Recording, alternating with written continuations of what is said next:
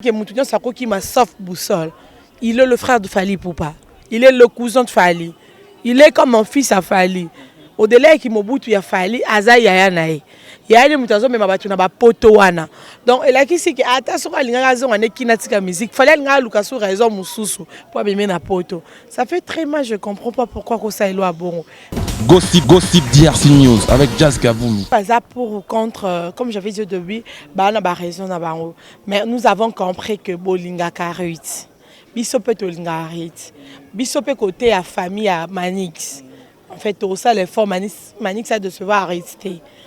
Mais entre le débazo Lingana et puis Manix a un problème à la réseau société. Peut-être si on débat comment là. Pour si on déjà babeng Harit nièce nationale, non? Donc batunion ça va Linga ba le belé et tout voilà. Mais nao non le babo peut c'est une occasion, mon sur une histoire nasika. Manix oui na ebi boye bien na mambe ebele ya mabe quand peut to yoka pe belé to kanga pe na ba provenance sauté. Mais le kola lobi ka lingi mwana na biso. To bi comment de fabozo linga vraiment Rita za la bien parce que Rita za na yaya té en fait direct côté à papa ya maman na e azana été donc so to mona directement Marie Missamu. Gossip DRC News avec Jazz Kaboumi. Moi et Karine, c'est Karine qui a été plus proche de Marie Missam. Moi, je n'ai pas été proche de Marie Missam. Je la voyais en Afrique du Sud, soit ma consoeur Naïna Djobo. Mais Karine a raison, Naïna a raison. Donc, on a un problème. On a un côté Manix, Karine a un côté Harry. Non, mais au lobby dans la claire, Karine a le qui côté. Il y a Ritz, à côté des Ritz. Maman Leki, elle a été proche de maman Marie Missam. Gossip DRC News avec Jazz Kaboumi. Alors, à franc parler ni mobile. Mais Jazz, franc parler, mon souffle, il y a des scores, c'est là.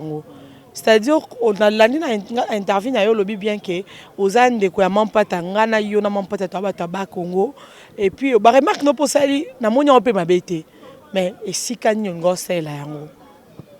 Pour le lobby no m'abêter en fait nous sur le lobby que non pas il fallait lobater il fallait ça la bois ça ba remarque yo zape moi na wenge ngape na yebi wa moi na wenge to zaite otamula botoke kama mbawera mingi mais l'endroit de le faire mieux c'était pas à la télé.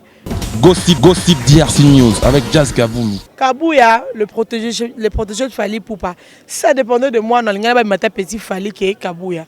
Mais Kabouya, ça la moussa n'est pas Fali. Fallait l'ingrailler. À ça, il peut exploiter ma casse na retourner. Générer quoi na ba Congolais belé ba l'ingaba yo Kabouya. Donc au-delà de Mambutu Kabouya koké. Au-delà du système de balouba qui a mis la Kabouya na bou. Même le quoi Billy Santé, je pouvais penser tout le monde qui m'a mais sauf lui. Ça un monsieur très doux comme dans babango dimanche. Bah quand il m'a na plateau na mona ki kandol ngamba fallait pas voyager déjà. Gossip DRC News avec Jazz Kaboumi. Ah té ça va déjà fallu ça les ka bongo parce que eba ki que ba monsieur ba okima est-ce qu'on est okimi bongo. Le quoi boussole na famille oyo c'est un pardon. Pour ba tout quoi qui m'a fallu yo mtongo zo kana fallu. Mais tout le monde kuna bambasi bazongi, tout le monde barnod bazongi, tout le monde monsieur motu kwa zongi, be mani bazongi mani poto na liboso azongi, tout le monde mission nangai oto emela kaska sereka nanya zongi pardon Gisela Boulou, MCT Images. Gardez un souvenir exceptionnel de vos événements. Faites confiance à Gisela Boulou et son équipe de photographes, caméramans et vidéastes professionnels et bien sûr passionnés.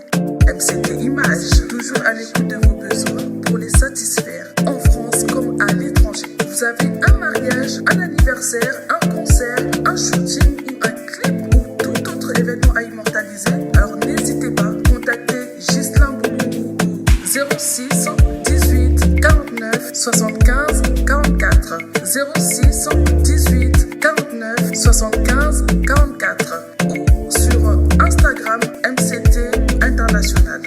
Gisela Boulou, MCT Images, Gisela Boulou, MCT Images, Gisela Boulou, MCT Images, Gisela Boulou, MCT Images.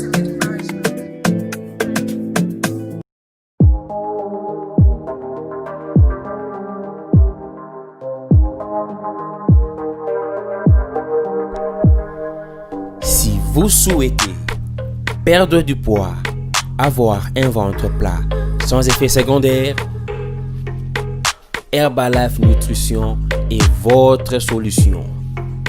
Commencez votre challenge de 21 jours par un petit déjeuner. Boisson nutritionnelle, herbal aloe vera, boisson instantanée à base de thé. Le coach Roger Wiener fera son suivi sur petit déjeuner avec 3 produits de base Herbalife Nutrition, idées recettes, plan alimentaire, un chat 24 heures sur 7, un entraînement en ligne sur Zoom, bien évidemment pour votre bien-être, l'utilisation de produits et quand il faut le boire. Si vous êtes partout en Europe, en Asie, en Amérique, en Australie et en Nouvelle-Zélande, le produit vous sera délivré en temps réel. En Afrique, le produit est uniquement disponible en Afrique du Sud, au Ghana, en Namibie et en Zambie. Et même si vous souhaitez avoir un revenu supplémentaire, faire du business en ligne, pour plus d'infos, contactez Roger Wiener en indiquant le pays où vous êtes sur Facebook, Instagram, Snapchat, téléphone. Le numéro de téléphone plus 43 67 63 31 56 24. Oui, let's go!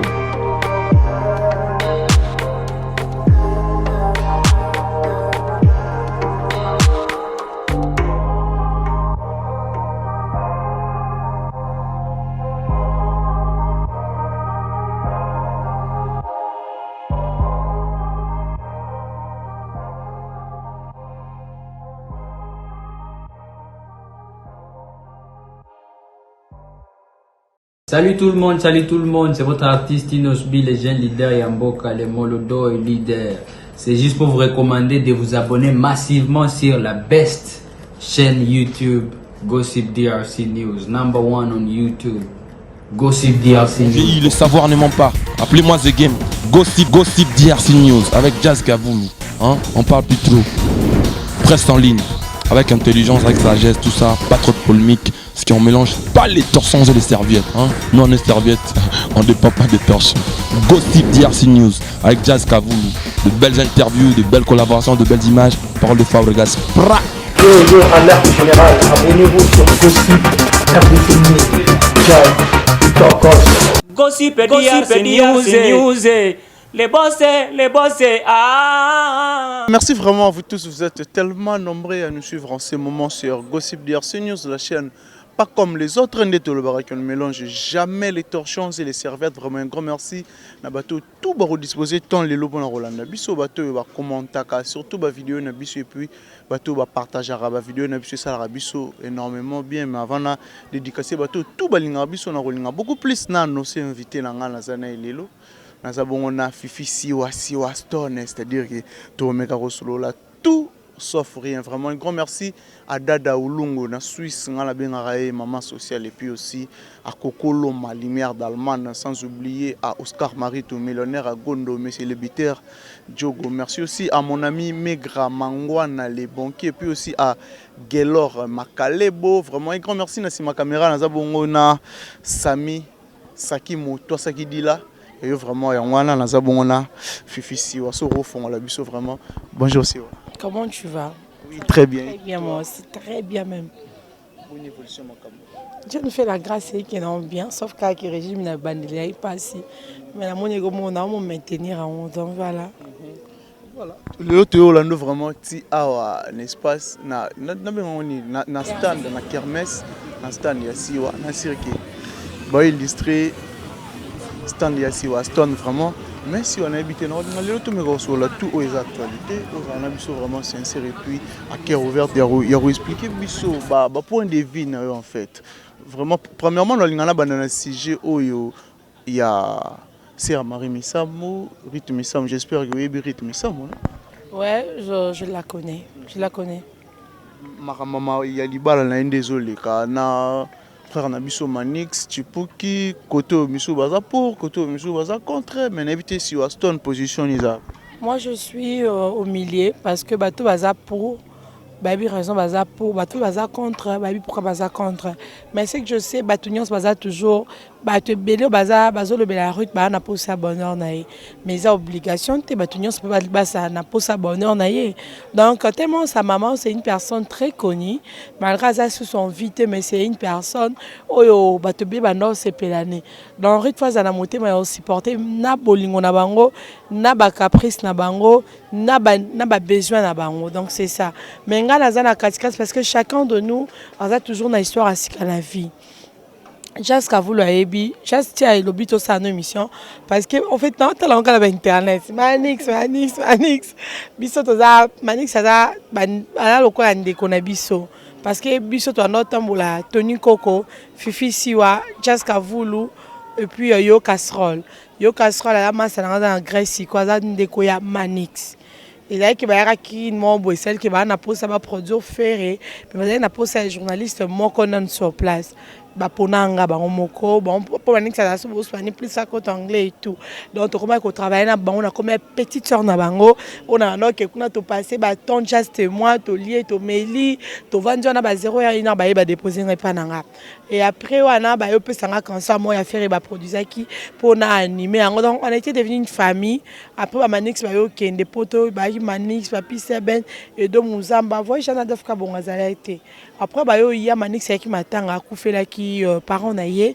tous avez biso nyonso to kenda ki poto lela na Manix na surtout avec nga mo petite sœur na ma TV donc du coup ba t'en estime ebele pour moi après na kena Angola ba yo ya na rit fallait kana gare centrale to solo li baleki bazaki aussi pas Jamel après wana rit tabimisi na bomba mina yo quelque chose comme ça non peut ça titre dans bien ngam na sac promotion donc ngam na salle la promotion donc ba benga kinga ya Manix benga nga non si je fais 1 2 3 na bino to sala on a rit donc on était nous trois to sali ba programme et tout rit fait comme ça rit ayo kana nya bitesco accompagner déjà fille tu vois on a surtout ça na promotion à sala mamna lo ba na mais oh yé moko na petit babi Manix Chimpuki il s'est misé vraiment en rite donc abimisara presque ignon so pour na rite et puis profil ya Manix et zalaka photo rite misam na coup déjà jour na solo là na bokala Chimpuki lo mo eza en fait bazaki qui trop discret ou discrète ba bomba qui na une relation wana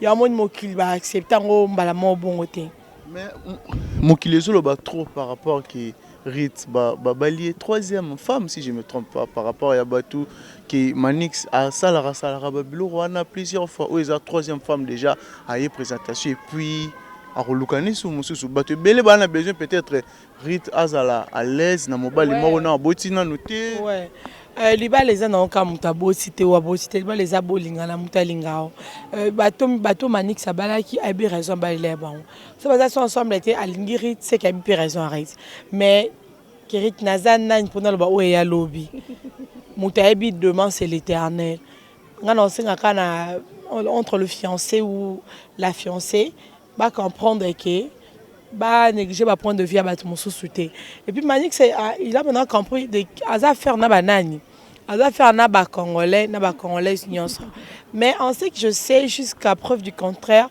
Manix alinga Rit ils a relation à Sikati bon ba lobby un an donc déjà banda ko landele parce que ba on se passe à Londres et puis ce qui Rit azaki mabe ce qui Manix azaki mabe n'dit papa désira permettre que peut-être à comprendre un peu que Manix a changé.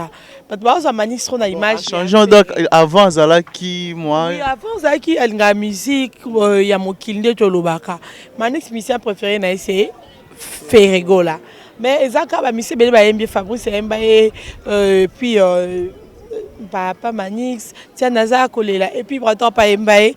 Je vois il aimait trop la musique même si on benga ya mokili mais ezipétant ya Manix ça change ya ba kim soupe boy auto ya kin mo ba na Rita to monier même pas na mambo mokili l'autre quand nga na yebi personnellement c'est ça que Rita qui n'a qu'au rendre visite et pas JB parce que JB za qui proche ya maman na voilà mais s'il faut au ça conseil ou soit message moi très capital pour tout me katape no likambo on to enterrer en na bateau bazolo bana gauche na ope bazolo bana droite o baza contre na ba o baza pour fifi si o lo bani bateau baza pour ou contre comme j'avais dit au début ba na ba raison na bango mais nous avons compris que bolinga karuit biso peut tolinga rit biso peut côté à famille à Manix en fait tout ça les formes Manix a de se voir arrêter mais entre le débazo lingana et puis Manix a un problème à la réseau société na habité peut-être siko nde ba comment tala pour siko déjà ba benga rit nièce nationale non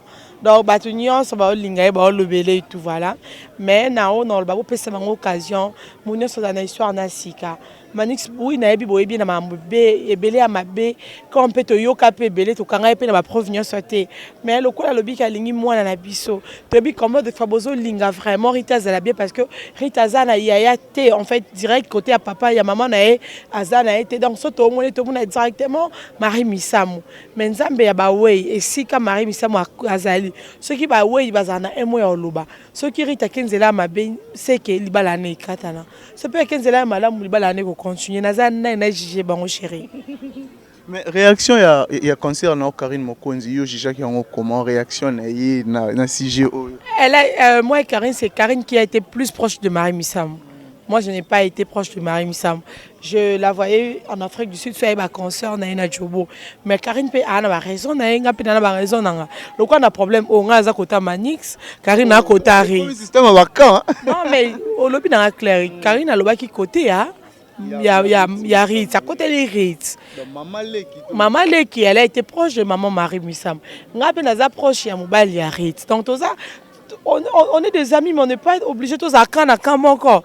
Tout ça, quand vers ces bélings, tu vois un peu le coin quand oh il y a un camp, elle a ses raisons. Moi, j'ai mes raisons. Mais il y a des gens qui jouent, ça ne va pas permettre de baler ça là maintenant. Quand Karina, quand si wato sarana poto bali sabango. Voilà. Puis si on est qui va venir et puis bah propos tennis ça langage que et puis dans le bi bah propos ma bête je suis vraiment intelligente surtout quand je passe à la télé nami kumi saramayele pourquoi parce que seulement comme saramayele langeza ke nazana occasion te bandeko bazana ba parents batanga ngaka na orpheline nanga bona tanga ndambo na man éducation faut na sepela quand même que na réfléchir ça bien. Voilà, mais si je peux, et ça là vraiment pas si comment la artiste na biso moro ya munene ya mboro na kombo ya fali poupa bakenda qui ensemble mais retour quelques têtes bazate na éviter fifi si watango yoki sango wana déjà nga na bandon ndimate ke ba misia ba kimi nga penda na yebi lokwa boussole franchement boussole c'est un ami tous ana ba les bomoko tous ana ba massa nangi be pour ne pas citer les noms il y a une victime on prend la bière on prend le sucré to meli batonique to lié to meli on peut penser que Moutounion Sako qui m'a sauf boussole il est le frère de Fali Poupa il est le cousin de Fali il est comme mon fils à Fali au-delà qui Mobutu ya Fali aza yaya nae yaya mutazo me mabatu na ba poto wana donc elle a qui c'est que attention alinga raison on est kinatika musique fallait alinga luka sur raison mususu pour bien na poto ça fait très mal je comprends pas pourquoi ko ça elo a bon Kabouya le protégé de Fali Poupa ça dépendait de moi dans alinga ba mata petit Fali qui est Kabouya mais Kabouya ça la musa n'est pas Fali fallait alinga raye à ça lipe espoir ya makasi na retour nae générique wana ba congolais belé ba linga ba yo Kabouya donc au-delà ya mambutu Kabouya koke au-delà ba système ne ba loba ki amela Kabouya na bou même le quoi Billy Santé je pouvais penser tout le monde ba qui m'a sauf lui c'est un monsieur très dungam na yamba bango dimanche ba ko yema na plateau na ngana mona ki kandol nga mambo fallait puis voyager déjà nan susu Cousteau il est vraiment non yébété devant mon Dieu yo mo kuto banda obété là on a bien non yébété bon 5 personnes 5e de nani 5e bakombo qui Zela Kabouya Boussole Couye en tout cas mais 5 personnes mais mon ta même on a poto vraiment to boy na biso te que poto comme un peu pas si lo bibino boy na poto on a fallu c'est boza qui bonheur na yebo bete qui ba bercy na ye fallait pas s'attendre que mususu pe linga yati bon concerne ya na to bon le calendrier 2021 o ba te belé ba lobi que ah te ça ba ja fallu a sala ka bongo parce que yeba ki que ba mise ba okima est-ce qu'on est bokimi bongo le quoi boussole na famille o yo c'est un pardon pour ba tout quoi qui m'a fallu yo mtongo zo kana fallu mais tout le monde kuna bambasi bazongi tout le monde ba Arnaud bazongi tout le monde monsieur Motu kwa zongi be mani bazongi mani poto na liboso azongi tout le monde mission nanga yo to emela kaska sereka nanya zongi pardon ba te belé bazongi tu vois un peu Donc tout le monde pouvait partir sauf Boussole. Oh, sauf Boussole comment? Et pas à mon frère a fallu. Tu es bité. Fallait même pas massaner na poto. Non côté l'état même pas massaner na poto. Donc ma famille na bango belé ba kena na poto, ba gilem pour ba kena poto grâce à yana bango. Et puis ceux qui pour ça c'est les membres poto sans version grâce à nango. Alinga comme c'est pas esprit dire. Ayembi peto yo qui épée. Et qui bien payé, il fallait y a sa promotion naïe. Il y a une comme ça va te espace au fallait péci. Et benande konaïe. En fait c'est que naïe que massa nanga tango babi c'est vrai à quel poto tu as peine d'information bien parce que na massa naïe azongi penana mi tukawana minene na chez biso na ba Congo à côté ici ba conteneur badi voiture mo ezana na yoteka mais bino to boboka na générique moko boloka zongi. Tango fondé babiti azongi et mani mta umia page d'état mais maya tana poto take poto et mani azongi on entend abatu nanga donc bazongi ba respecter nga nando ya baba on to sala ba émission na bango oui les lope poto e ba kei mais batu tout ba ko sabo mais bango ndete mais après fali moi quand même 5 personnes et ça les peut passer je pense pas je crois pas ba vie na ba on peut et besoin non remplaçable. Pour concert à chaque club, bon préparer depuis qui on ça la répétition chaque jour. Le lot jeudi répétition, vendredi lobby répétition, samedi répétition donc on ça ba répétition. Bon ça surpris tout le monde va voir la remplacer comme il le faut. Mais chose grave c'est que bateau tout batika là qui base ensemble. Place mort pour l'instant, baza aussi dans studio, tout éviter. Et ça qui ba genre ba boule tout le monde y a les marqués pour. Et kenda wa les marqués. Peut-être il y a bango repercer.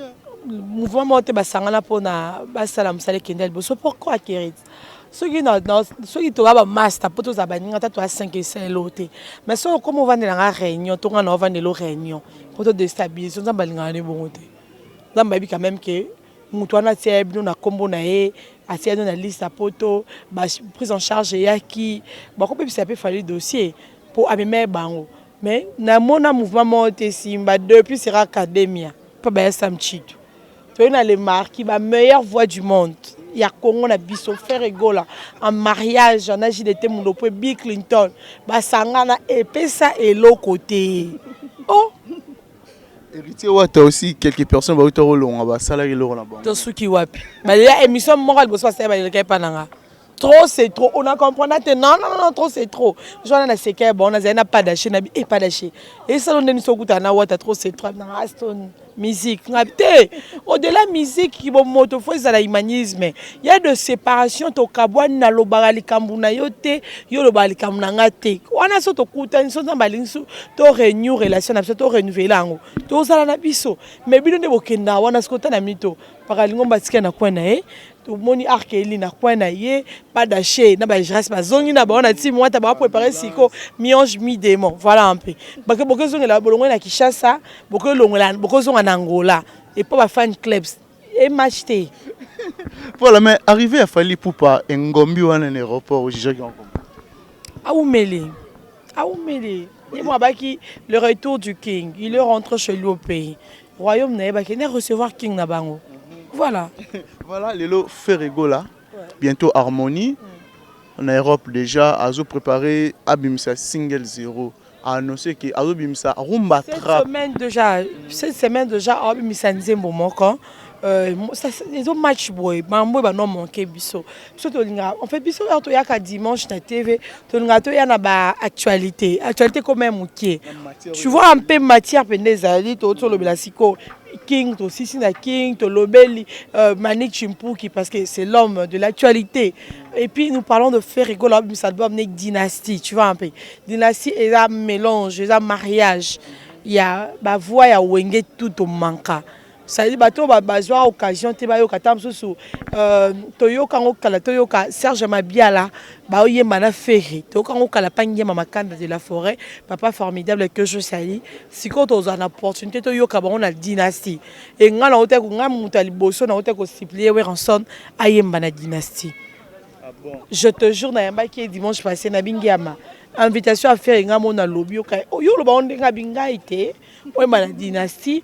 Boye momoni vita imana boyembaka oui Alphonse ko to na psato ka wera na faire ba yema na dynastie, je te jure il y aura des gens qui vont acheter les CD parce que bato ba yoka ba on a vite imana ba comment ba responsable siko ba yoka ba oyemba, je te jure vont faire vraiment ba buzz mo ya bien emdele ba sala. Merci wa en tant que journaliste aussi ceux qui au ça l'analyse ni ne manque ka ba mission na biso congolais pour basala marambo peut-être tout le monde ba nigérien basala état d'esprit ngane na bona ko comprendre que Kerit na makambo mais Kerit a mieux na benemi nanga ngana récupérer ka makambo na le reste ayom to ba ngo ka bolan tout le monde na Nigeria Davido fit P-Square on va passer dans makambo si na on a Davido atika Davido puisque atika dans mon ngo on a biso ba chroniqueuse au moins to na conférence de presse il y a passé Mike Kalamba to boudane mais biso nyo so to enveloppe pas passer Mike Kalamba donc to ye ko luka tinga na iko na yaki ko luka yo po yaki ko luka ngonde na to ba émission na scène vadi mutambonga na YouTube te to ko sanati nto ya na luka na ye na ça peut couper on va na parler à part on va na parler au sama bato maele au moins le quoi siko ne to ba bodisa na luka ye belo ko sala ba Marco 6 ba Melina moi la faire ego la ba Daida ba Soraya ngata oyo kutanga na kermesse donc ayo la boyo kutamsoza na nga na luka ayo la bonga na luka tamsu mwena teka masanga na sala brochette non na zeloti no luka penza pardon ya pardon ko voilà un peu c'est ça donc état d'esprit tout le monde on a South Africa ba DJ Cleo ba solatena DJ ma fikizolo mais quand il s'agit ba sangana pour ba pesa makambo ba pesi makambo ba koti si chi quand il va na poche pour qui ba fitiri musuna kimkolo simba non je peux tout mona oh où est Ranson na JB à l'époque oh a Betty Martira Tony si oni ba bondela bango ba bête ensemble tant ba yeko ko bête out ensemble siko baboya combien de production ya Bra Congo combien ya Bra Lima mais ba bête na production à Grévi Foutila ou ba 500 bona ba roga ba bête pe concert oui concert ne sera diffusé wapi. Et les cas, il n'a personne. C'est ça le problème. Voilà, si on se tourne tout le monde vers la fin, mission Nabiso, on a habité Lelo. Donc, on a obligé à tout une question, on a volé Kabouete. On a habité yo, on a rappelé trop proche na Ranson, mais Lelo, comme on a just qu'à vous le réaction, on a eu sur CDJ, Mampata, on a habité au courant. Il y a réaction à Jazz, n'a habité ba point de vue nini. Nalanda qui papa Zahir Jazz Kavoulu, Jazz c'est moi en fait. Il me tient dans internet. Jazz a franc parler ni moboy. Mais Jazz ba franc parler musufu oye besko c'est là ngo. C'est-à-dire on a l'année na interview na yo lobi bien que ozan de ko ya mampata ngana yo na mampata to ba taba Congo et puis ba remarque no posali na moni on peut mabete. Mais et si kanyo c'est là ngo.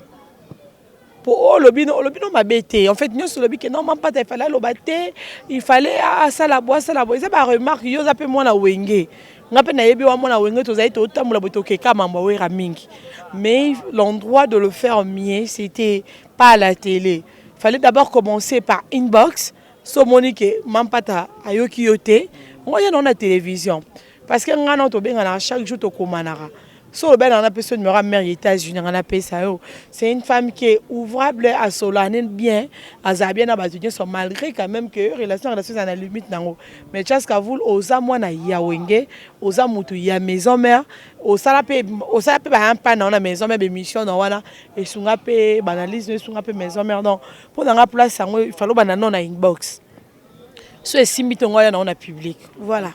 Voilà, mot de la fin et puis salutation là-bas. Mot de la fin, nanga, merci à toi Kerit, to oumeli na to zarano bien, to continuons à la bien pour dire reviens bientôt. Tala to no sano émission kabu ya kimenante. Sikoyo na boussole ne ko fali akimi pour zo que biso to zaka ensemble. Merci infiniment ba tutu balinganga, je suis là pour les analyses pour na jazz ou les sites na biso à tout moment na zana na leka parce que yebi que to zana un mot le bana site ya gospel. Non, en anglais. Gossiping News. Donc, Songi News. C'est comme ça. Merci infiniment, Jazz Kavou, Papa Zahir, pour dans sa choix comme invité. comme des titres à ma bête pour mon déjà. Je vous rappelle que malgré dans les cabos, il faut quand même signaler que y a un musicien BLP, c'est l'album de Maman bientôt. Pour soutenir Bango comme la personne de Duplique, en sa stabilité. En tout cas, je n'ai aucun album, moi, pour cette occasion.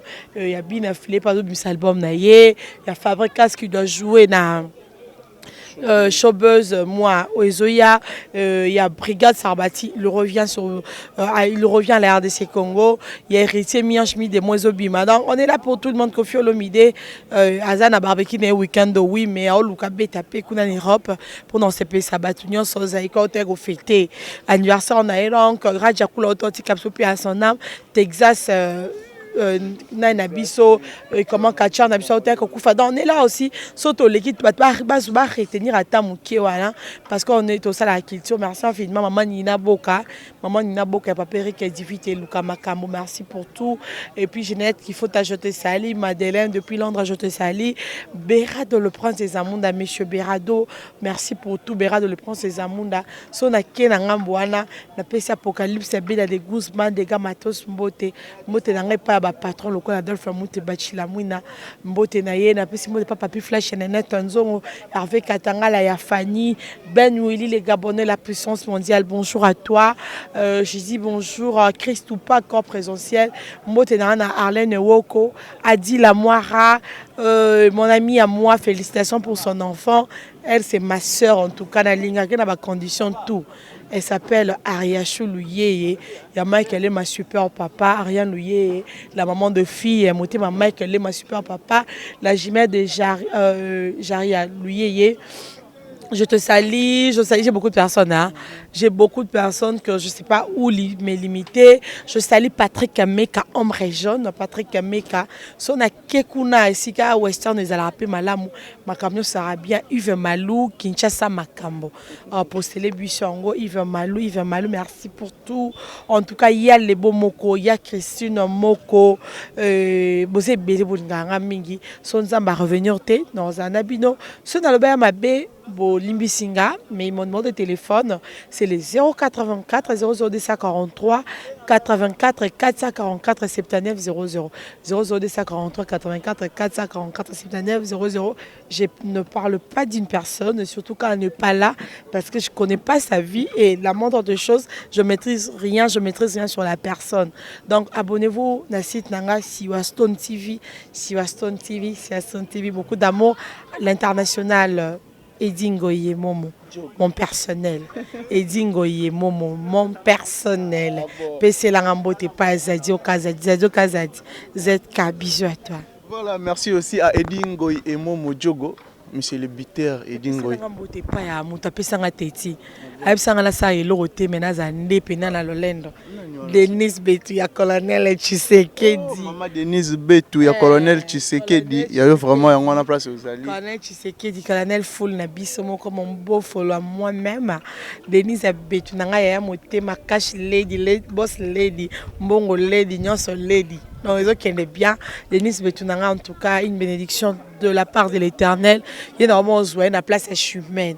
Pour ba caprice nga supportant ya nga kufa Denis Betu nga yo kana kata mutu paste so mbongo ya na noté ya no yemoko taka jona otika ngati na stance moi c'est amtambongo est-ce que olingi ba vie pourquoi na bien Denis vie nanga abi fait ba lukelo musu yo ça na bité botika nga na vie nanga je me sens à l'aise dans ça. Denis Betu connaît je sais que dit voilà, merci vraiment là-bas tout va disposer qui tombe pour Rolanda Bisso. Merci aussi à Oscar Maritou, monsieur le Bitter Djogo, millionnaire à Gondo. Merci à mon ami Megra Mangwanda.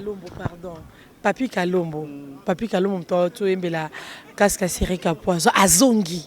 Yo to embela mtambongo casque sirika poison ya Carole Bongale azongi. Promotion dirait pesamment. Kasi baze na poto bayeti. Bon yo casque promotion bandi. Bon moi te dans ce moment que kuna on dit ma présence pas ya fali. Yeso aye bon kinga ye bon ya peut faire ya boketa la photos à la pour ba on a Papi Kalombo so ya déjà a mis moment ya kito ya poison casque sirika na longola ku luneste pour na respect de la linga biso donc bolandaraye et puis pourquoi pas aussi à le sponsor de mon émission Aridi Kaombo monsieur désormais Aridi Kaombo ya Stella défait au grand prêtre mère. Na on analyse ça ba boss on a les ya ka souté côté ya ba côté on a to luka ba 1000 francs na paiement. Ah bon Voilà, merci vraiment de tout va disposer qui ton et Rolanda Bissobo. N'hésitez vraiment à partager vidéo et à lire ça la Bisso énormément bien. Un grand merci à Dada Oulungu na Suisse, on a bien à maman sociale Dada Oulungu et puis aussi à mon grand frère propre Thierry Chimpi, mon vieux. Merci vraiment pour la news, c'est-à-dire que Bakoli Nazouaki. Bakoli Nazouaki, mon vieux Thierry Chimpi, merci vraiment, merci vraiment. Nabi ki wanese bandeli, kati pezali, nabi ki continue. Merci na ma caméra nazaki bongo na Sami Saki Moto Saki Dila, merci l'équipe technique tout ya Gossip DRC News et tout le monde ni bongo au prochain numéro.